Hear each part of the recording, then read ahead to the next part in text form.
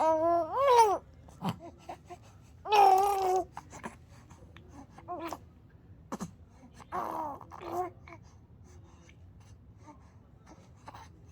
ta là nó tay giờ mua xí li à nè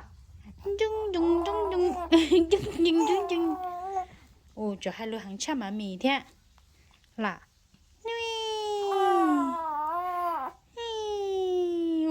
ồ khỏi cho phỉ rồi đi chơi cái hay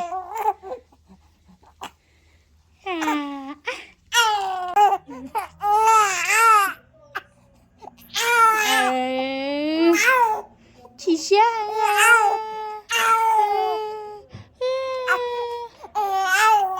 từ bên bị lấy đó xử lý rồi óเลยchị tao sợ ý cho chị tao sợ bé tu bên bị lấy đó xử lý rồi ó rồi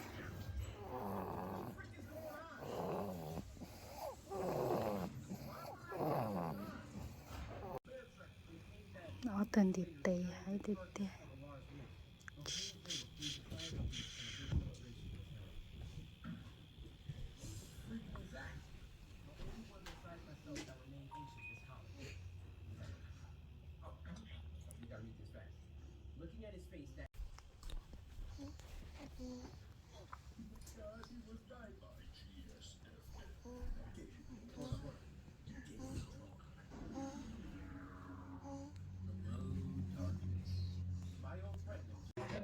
bùi giờ cha bán nọ bùi giờ cha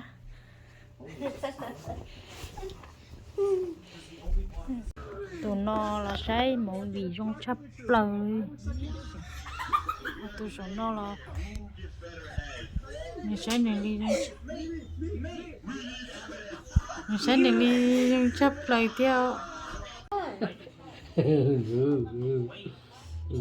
ô nuôi chụp lo lên ít tổ nuôi chị cá hảo giờ sáng nữa tao nhìn nhá từ lấy tao anh chấp lời nhá chị tổ holds him to 4. I really like him. He's good. Watson, the 7th rounder, was playing a lot more early in the year, and you've seen McDuffie 21, the first rounder. That was. cái xe phun bò ấy là lúc tao mấy nhớ chị tao liền từ This has happened multiple times today, just running wide around Orlando Brown, and the pressure by Hendrickson makes the play not be able to develop, and Mahomes just has. từ nó trên là nó chơi sẽ phun bò tí để theo từ nó sẽ em bữa này chơi sẽ phun bò theoเลยsẽ phun bò trong chấp bò tí nó đi rồi